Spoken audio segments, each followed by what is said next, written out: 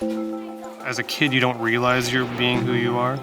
You just are until you become a teenager and you become self-conscious of who you are. I ended up seeing Phantom Menace. I think I saw it 9 times in theaters after it came out, which I think that was probably the nerdiest thing I've ever done, but I loved it and I wouldn't have changed a thing about that. We used to play Magic the Gathering it was the back room of the library. It was this dark little room, and I would play with these older kids, and at the time, I thought they were like really cool. Like I totally looked up to those guys. I remember being in high school, I came up with this term. I started calling myself a GERD, which is like half geek, half nerd. I remember like when PlayStation first came out, they had Final Fantasy VII, which I remember so specifically because it just blew my mind. Everything about it, the music, just how epic it was, changed my world. I played that game for hundreds of hours. I showed up at the bar and put my Elder Wand on the table, and the bartender came up and saw my wand and was like, "Is that the Elder Wand?" And I was super embarrassed, thinking this guy must think I'm crazy. Then he like lifts his like sleeve and shows me that he has the Deathly Hallows tattoo, and I was like, okay, so it's not, I shouldn't be embarrassed.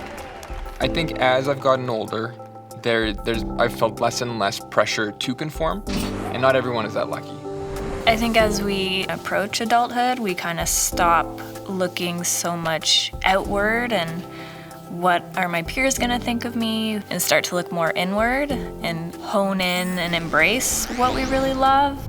It's been really neat seeing all these sort of traditionally nerdy things that I've always loved gradually becoming more and more mainstream, because it's now gone from the kind of things that I can only talk about with my nerdiest friends to now the thing that I can talk to my dad about Iron Man now, and that certainly wouldn't have happened when I was in high school. Young people today are able to express themselves in a myriad of ways, and what's considered cool is not so narrow anymore. Computers, games, books, nature, technology, math, science, all of those things were considered maybe nerdy before because we had these old stereotypes of like smart things are for nerds. Whereas now everything kind of in that realm is becoming mainstream because it's important not to be stupid.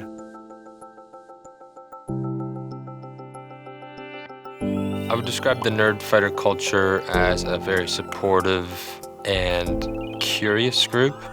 Confident, kind, constantly learning. Pushing for love of each other, respect, and an appreciation for education and knowledge. A community where you can pose questions about complex issues. Opening your mind and not judging others is like, I think, very integral to the Nerdfighter culture. To me, DFTBA means doing things with your best foot forward and with heart.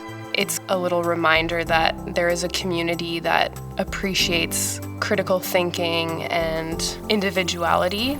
We've all got awesome inside of us, and if we're all sharing our awesomeness, then it's going to be a real awesome world around us. My name is Adam. My name is James. My name is Julia. Kelsey. Nick. Nikki. Steph. Susanna. Tyler. Vivian, And I'm a Nerdfighter.